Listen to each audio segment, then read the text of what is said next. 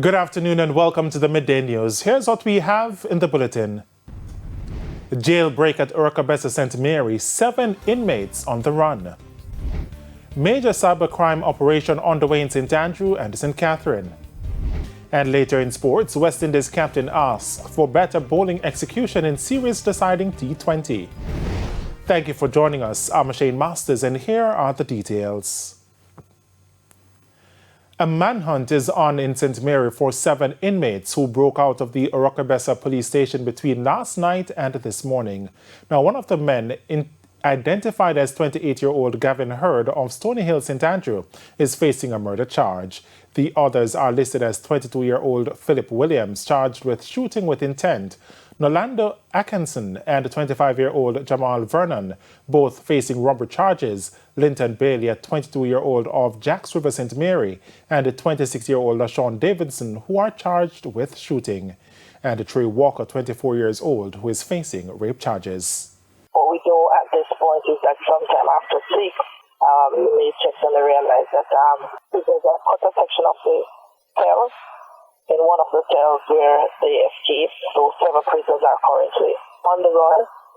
They have been identified so far, and again, we would like the public to assist us with that if they see them in their community, to call us. But I think critical right now at this stage of the investigation is to make a determination and to find out exactly, what happened and if any teammates and Ghana that resulted in the jailbreak or could have prevented it. The search is on in Clarendon for 2 gunmen who were involved in a shootout with the police along Fogo Road in the parish this morning. It's understood that the men were part of a group of 3 who stole this Toyota Hiace bus in Manchester and were heading through Clarendon. That's when they were challenged by the police, who had received the report of a stolen motor vehicle some minutes to 4 o'clock. They engaged the police in a shootout, and 1 man was shot and killed, whilst the other 2 escaped. We're warning these criminals that the police will be out in their numbers, and there is no safe haven in Clarendon or Manchester for them. If they come out to rob or steal, the police will get them. The major organized crime and anti-corruption agency MOCA is carrying out several operations in St. Andrew and St. Catherine in relation to what is being described as a major cybercrime investigation. Now our news team caught up with the Director of Communication and MOCA, Major Basil Jarrett, at one of the locations. The agents have so far conducted a search of this particular premises. Similar searches are being conducted at the other locations, and we expect to speak to a number of individuals who we believe are involved in the crime. It's still at a very delicate point. What I can say, however, is that it appears that this has been a massive cybercrime that has been perpetrated, and so we have our cybercrimes investigations unit heavily involved in this operation. The Jamaica Teachers Association, JTA, is again criticizing the government for its handling of the early childhood sector. Representatives renewed the call for change at a recent early childhood conference in St. James. Herman Green reports. JTA Secretary General Dr. Mark Nicely did not mince words in his assessment of how practitioners in the early childhood sector are treated. It is wicked, dreadful, and unreasonable what we are doing to the early childhood sector, the children, and the practitioners involved.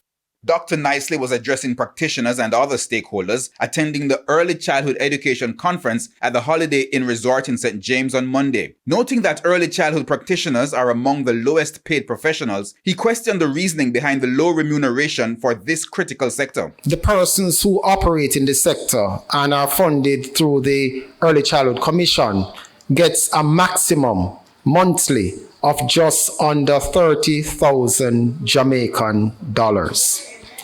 And I have heard the argument to say that they are not practitioners. They are not qualified, really. But they are in charge of our children, the nation's children.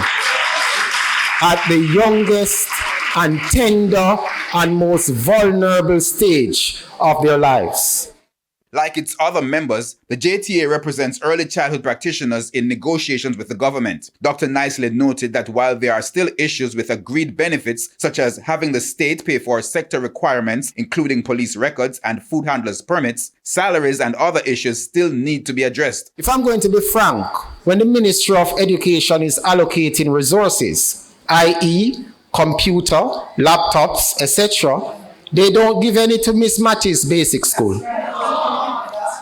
But Miss Matty's Basic School has in its care the majority of the nation's children. It's why the JTA is calling for a review of how sector practitioners are assessed, resourced, and compensated going forward. Herman Green, TVJ News. In the meantime, the Jamaica Teachers Association, JTA, says it is still concerned about aspects of a Jamaica Teaching Council bill, which is still before a Joint Select Committee of Parliament. Under the bill being reviewed, teachers who practice without being licensed and registered with the Jamaica Teaching Council could find themselves facing up to $500,000 in fines or jail time. President of the JTA, Leighton Johnson, says his organization will not sit by and let the nation's teachers be treated unfairly.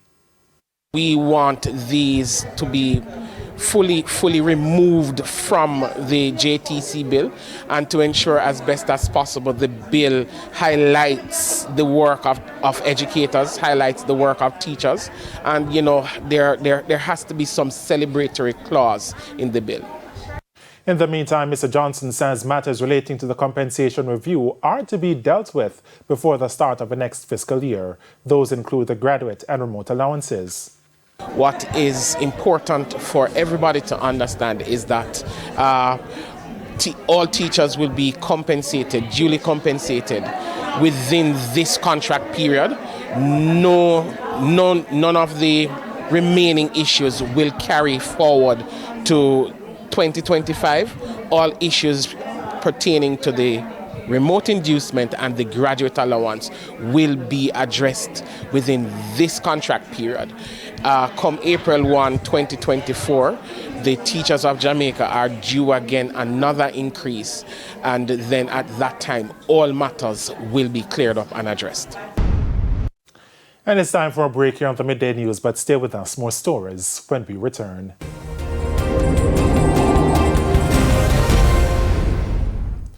Welcome back to the Midday News. There are mixed views among vendors in Falmouth, Trelawney for the holiday shopping season. Despite what some describe as a slow start so far, others say things are looking good. A busy morning in the Falmouth Market in Trelawney. But some vendors warn of the old adage, don't watch the noise in the market, watch the sales. Business is not bright. No, for me, I don't know about anybody else who walk out there. They are from 6:30 this morning out there and the business kind of slow, but we are going. Some vendors attribute the slow sale to tougher economic times, noting that shoppers have less to spend and so are more selective in what they purchase. However, contrary to those opinions, other vendors say things have been going good, especially among food vendors. I mean, the money I make, so we have to give thanks. You still have a soup already? Yeah, man, I make a next look pot, so we appreciate it. So things are going yeah, man, I mean, big time, we have to give thanks, man. Oh, yeah, man, my ducks broke from morning, man, quick and fast, you know what I mean, because you see Falmouth people, them nice, you understand? And from them work, for them hard working money, and them see nice things, them are going to come get it, you understand? Because the kids, them want them present, family want them present, so them are going to come out for Christmas and support, you know what I mean? That is it. Collectively, the vendors are hoping that things will pick up over the next few days, leading to the customary grand market on Saturday. In light of the anticipated increase in shoppers and vendors, the Trelawney police say they have cut back on administrative duties to have a stronger presence on the streets. Today is particularly busy here in the town of Falmouth because we have our usual bend down market, which has basically put an increase in the number of persons using the market. A lot of the vendors are from outside the parish, as far as Kingston, St. Andrew, and St. Catherine. And most of the shoppers are from across Western Jamaica and Central Jamaica. DSP Milton says cruise ship arrivals have also increased for the season, and so they are also prepared for greater pedestrian traffic across the parish. Herman Green, TVJ News. After a devastating year for farmers, the Agriculture Ministry is assuring sector players of a better 2024. This as measures are to be put in place to help protect against weather issues. The agriculture sector this year took a battering. From drought conditions to flooding, millions of dollars of crops were damaged, sending prices of farm produce sky high. But speaking on Beyond the Headlines on Wednesday, Agriculture Minister Floyd Green says plans are being worked on to ensure that the resilience of a sector is boosted for 2024. Continue to expand our irrigation networks. We saw the impact of the drought. That's what we've been suffering for the most of this year. We're getting in some new trucks. We should be opening one of our major irrigation projects, our new agri-park in Hamilton Hall and Paradoxus. We're also going to do some more work on water retention. We are going to be working with our fishers. We're putting in a fisheries incentive program, and also want to bring in some new sanctuaries next year. We're going to continue our small ruminant work, our work around orchard crops. We want to build out 3,000 acres of orchard crops around breadfruit, mango, and ackee over the next 2 years. So you'll see a big push on that for next year. I'd also try to really, bring in this perennial larceny problem. We got some good legislative change this year. We need some more boots on the ground next year. So I hope by the middle of next year we can have our wardens program. He, however, noted that the year saw a mixed bag for price movements in the sector. This due to the impacts of climate change. But despite this, Mr. Green says there were some areas that were able to overcome the challenges. We have seen some reduction across our vegetable lines. We've seen a lot of output, especially from that Clarendon belt. They never suffered as much in relation to our rains, and they have really ramped up production for the Christmas. We are seeing some increases in some areas, things like scallion. We have seen increases. We've had some changes connected to disease, and in that our heavy scallion belt in South Manchester, and we have a team that's looking to see how we can treat with that. We have seen some increases in pepper prices. So it is a mixed bag. So we have seen declines in production overall. So when you see declines, it normally sends up the price. But when I looked at the figures, October, November, we hit some, significant highs. A lot of that is being moderated now. So we are seeing some declines in things like onions and Irish potatoes. The Agriculture Minister says there was some stability in the prices of meat for the year. This was especially so for chicken. The Quaker Oats Company has announced the withdrawal of the granola bars and granola cereals due to a potential of contamination with salmonella. Salmonella is an organism that can cause severe infections and even death. Individuals infected with salmonella typically experience fever, vomiting, and abdominal pain. The listed products were made in the United States and distributed to Jamaica.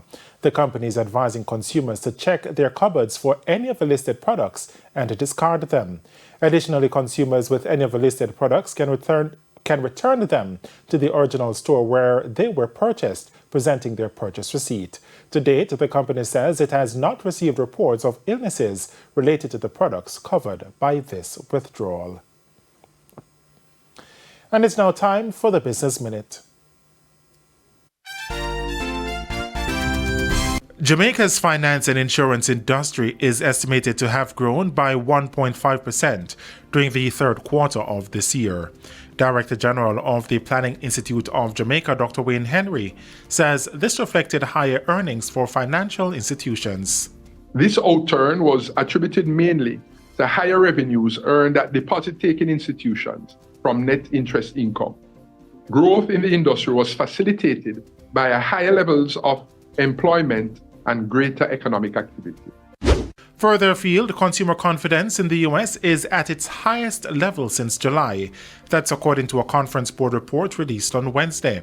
The business group's consumer confidence index jumped to 110.7 from a downwardly revised 101 in November. Economists at the Conference Board say December's increase in consumer confidence is a sign of positive current business conditions and job availability, along with a more positive outlook on personal income. And that's it for the Business Minute. Now for the top regional and international stories. In the region, Suriname's Court of Justice on Wednesday imposed a 20-year jail term for former President Desi Bouterse, who has been implicated in the murder of 15 men on December 8, 1982. In 2017, Bouterse, along with 23 co-defendants, appeared in the military court after the Court of Justice had earlier rejected a motion to stop the trial. The former military officers and civilians had been charged with the murders of the 15 men that included journalists, military officers, union leaders, lawyers, businessmen, and university lecturers. On the international scene, Angola says it's leaving the Organization of Petroleum Exporting Countries, OPEC, because membership is not serving its interests. Angolan Oil Minister Diamantino Azevedo made the announcement earlier today. Angola, which joined OPEC in 2007, produces about 1.1 million barrels of oil per day, compared with 28 million barrels per day for the whole group. Oil prices extended losses following the news, with Brent prices down 1.6% at $78.40 a barrel. Angola's exit is a setback for OPEC and its allies, just as the group, known as OPEC Plus, tries to get members to cut output in order to support prices. Those are your top regional and international stories. I'm Herman Green. And we head to a quick break. When we come back, Spencer Darlington will have your midday sports report.